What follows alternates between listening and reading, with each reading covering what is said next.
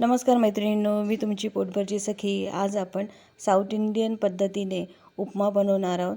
चला तर मग आपण उपमा बनवूया।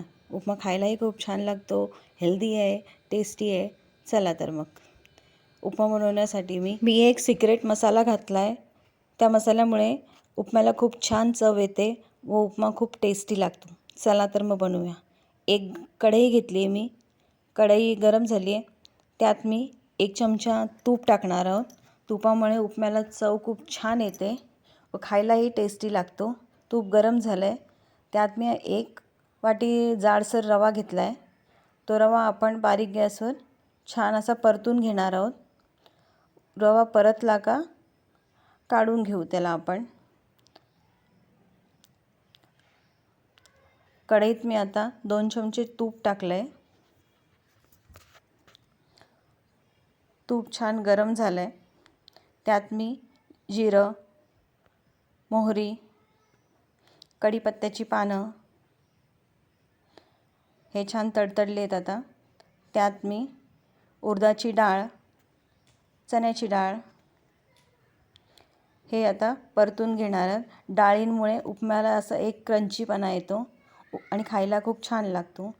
त्यात काजूचे तुकडे, शेंगदाणे तेही छान आपण खरपूस तळून घेणार आहोत।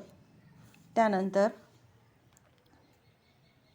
त्यात कांदा, बारीक चिरलेला 1 कांदा, तोही आपण गुलाबी रंगावर परतून घेणार आहोत।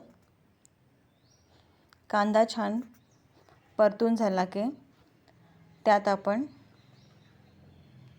हिंग टाकणार आहोत। हिंगामुळेही छान चव येते उपम्याला। हिंग परतून झालं का त्यात कढीपत्त्याची पानं, हिरवी मिरची आणि आल्याचे तुकडे आहेत, तेही आपण छान आत परतून घेणार आहोत।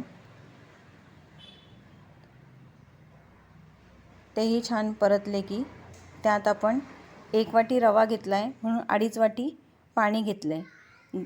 हे साधारण कोमट पाणी आहे। पाणी टाकून घेतलं आहे। आता ह्या पाण्याला छान आपण एक उकळी येऊ देणार आहोत। उकळी आली की त्यात चवीनुसार मीठ घालणार आहोत। हे आपलं पाणी आता उकळलं आहे, त्यात मी रवा हळूवार सोडणार आहोत जेणेकरून गुठळ्या पडू नये म्हणून। रवा पाण्यात टाकला आहे आता हे छान आपण मिक्स करून घेणार आहोत। हे मिक्स झालं का त्यावर आपण झाकण ठेवून 5-1 मिनटं वाफ येऊ देणार आहोत। 5 मिनिटांनी पुन्हा झाकण काढून आपण उपमा चेक करणार आहोत। आपला उपमा आता शिजत आला आहे। पुन्हा आपण 5-1 मिनटं झाकण ठेवून त्याला छान शिजू देणार आहोत। हा उपमा आपला आता तयार झाला आहे। ह्यात मी एक सिक्रेट मसाला म्हटलं होतं तुम्हाला, तो म्हणजे पोडी मसाला। साऊथ इंडियन लोक हा पोडी मसाला खूप वापरतात।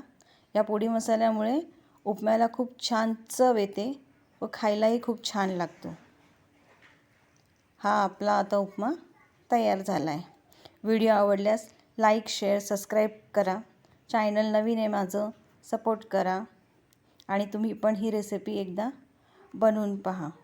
थँक्यू।